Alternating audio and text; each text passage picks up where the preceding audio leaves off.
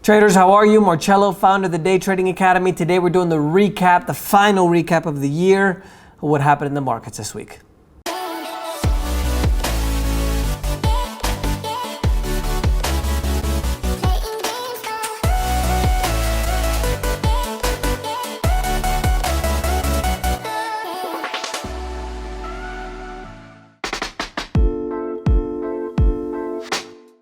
Overall, on Monday, we had another record high for the S&P 500, up 29% in 2019. Obviously, it's due to the ending, quote unquote, to the trade war between China and the US, and also the fact that the Fed, the central bank in the United States, has lowered the interest rates. And that has given investors confidence that the stocks will continue to go higher. Thursday, NASDAQ index has logged its 10th record high in a row, finished above 9,000 points for the first time ever, and it's the index's longest winning streak since July 2013. Overall for the year, gained 36% this year. The Dow up 22% this year, the Russell 2000 up near 24%, and overall the US markets are on course for the best year since 2013.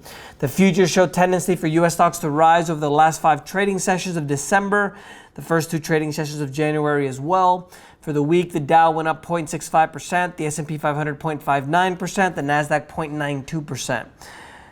Overseas market news, the European markets moved towards new record highs on Tuesday. The equities, just so you guys know, if you guys are new, when someone says equities, that means stocks, just FYI. Stocks, or equities, just to say, remained on track to post their best year in a decade in Europe. The Pan-European Stocks 600 Index, that's STOXX, if you guys want to look it up, touched a new all-time high as well, which basically means it tracks a lot of the exchanges in Europe. So if that makes a record high, most of the exchanges are positive. Overall, for Europe, the most of the markets are positive, other than Italy, negative 1.04%, and then Istanbul and Russia were the biggest winners. Russia at 1.13, Istanbul at 2.25. Obviously, Istanbul's a little bit more of a volatile market. Latin America and Canadian markets mixed as well. The Santiago index was the biggest loser at 1.43%. The Merval in Argentina went up 7.9%. Markets in Africa and the Middle East, overall mixed bag, but they're all under 1%. They've been like that for a few weeks now. The biggest winner was Saudi Arabia at 0.75%. In Asia and Australia, mostly higher as well. The Hong Kong index went up by 1.27%. The Philippines went up by 1.06%. And Bitcoin and other cryptocurrency news, so nice that Bitcoin got to 50,000 this year, didn't it, guys? Like all the analysts predicted this year. Like I told you it was not going to happen. We'll see. We'll see if those analysts which are predicting the same thing. Maybe it'll be next year. Maybe it'll be 2020. That'll be your year. Don't worry, guys. Keep holding on.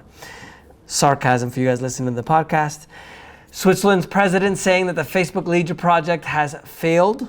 Even though I like the Libra project from Facebook, but I told you guys as well that it wasn't going to pass due to the regulation. He says, the president of Switzerland, that it needs reworking to be approved for a regulatory consent, and central banks will not accept a preset basket of currencies underpinning it.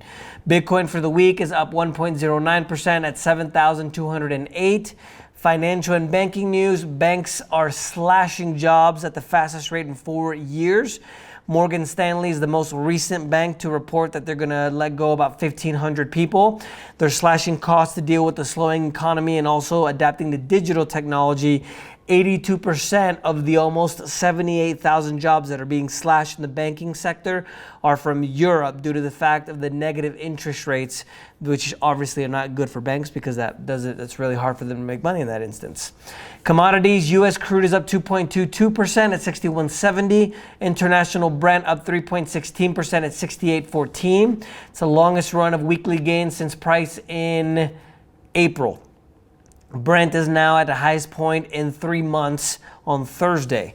Finance Minister Anton Siluanov in Russia says that they may consider investing part of their national wealth fund in gold, that he sees an investment in precious metals as more sustainable in the long term than in financial assets.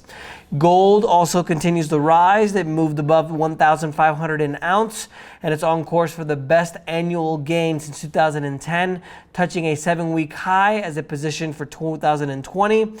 investors' position for 2020. Overall for this year, gold bullion is up 18% amid higher demand for safe haven assets like precious metals, for example.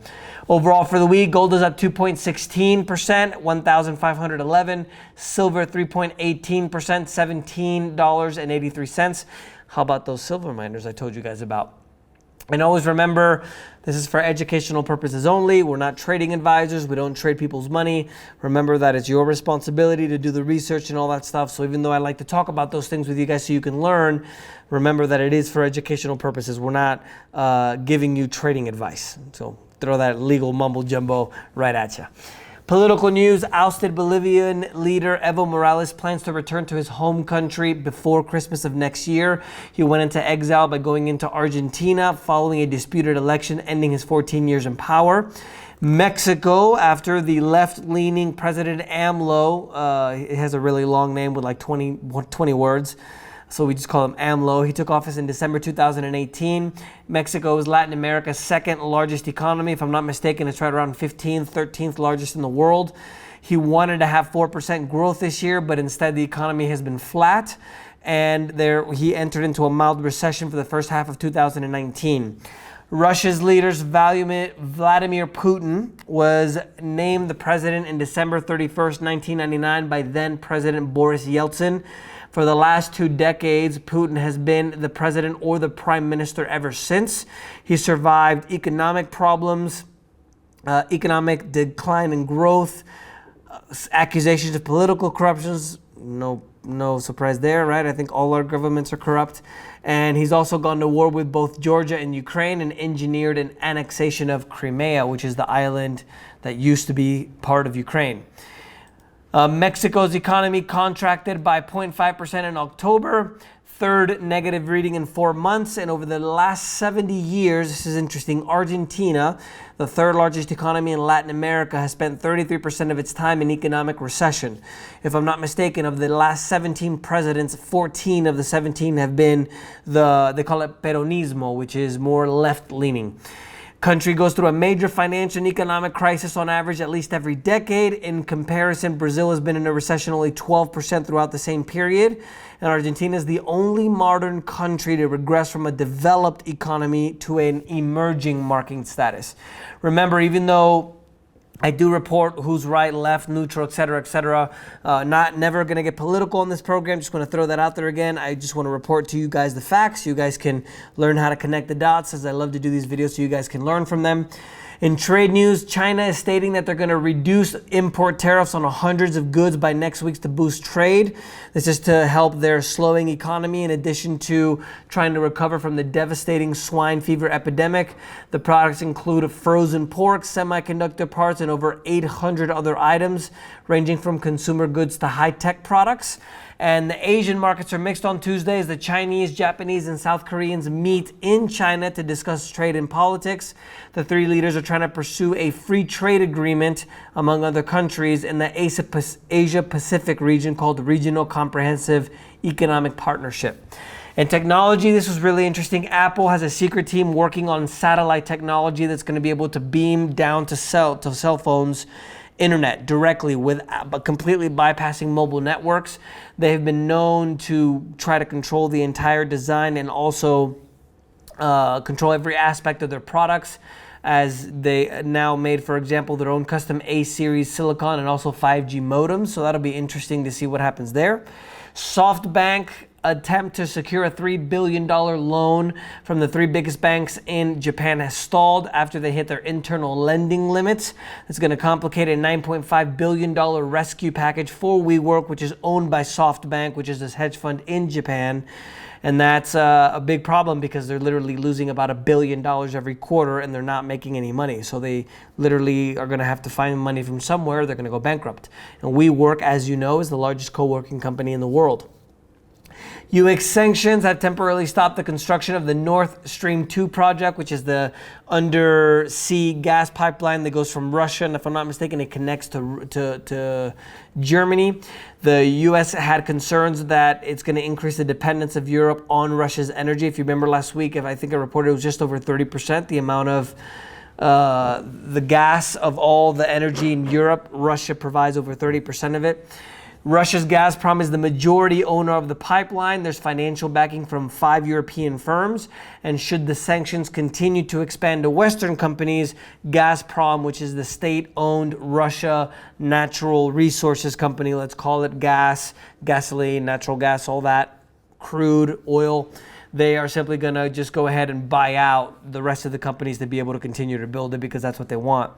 And in a major boost for U.S. retail giants like Amazon, Target, and Walmart, holiday e-commerce sales grew 18.8% from the 2008 period, which is a record high. Online sales represented 14.6% of the total retail sales between November and Christmas Eve. And overall holiday retail sales, excluding cars and all other automobiles, was about 3.4%. In unusual facts this week, excavations in Ethiopia uncovered a lost city from the African kingdom of Axum. In Ethiopia. I've actually been there to that region of the world. It's absolutely beautiful. I definitely recommend it. It's one of the least documented major civilizations in ancient history between the 1st and the 8th century after death of Christ. And it was a powerful kingdom, complex and flourishing society, played a major role in trade between the Roman Empire and ancient India. Indian mobile operators are losing about $350,000 an hour since the protest after the citizenship law went through this legislation in India. They basically are allowing religious minorities from countries like Pakistan, Afghanistan, and Bangladesh a path to citizenship, but it excludes Muslims, and that's why they're protesting. So they're trying to cut off the mobile data, the cell phone, so people will stop protesting. And also marking the biggest single day in U.S. retail history, Super Saturday, the 21st of December, reached $34.4 billion in sales, topping Black Friday by some 10%. And online spending accounted for about 58% of the sales growth from the same period in 2018. That's the news, guys. Thank you so much for everything this year. I hope you guys had an amazing year. Come down and visit Colombia. I know, online they paint the protest like it's the end of the world. It's everything has to be the extreme because they want to get all the clicks and the views. But it's a beautiful country down here. Definitely recommend you visit in Ethiopia as well. Hope you had an amazing year. It's going to be another amazing year this coming up. It's going to be a challenging next 10 years in 2020 from 2030. We're going to have, remember I told you guys, a lot of economic problems, natural disasters. It's going to be challenging, but if you guys learn how to do something for yourself, for example, like trading, you won't have that problem anymore. So let me know if you guys have any questions. #AskMarcello. We'll see you next week.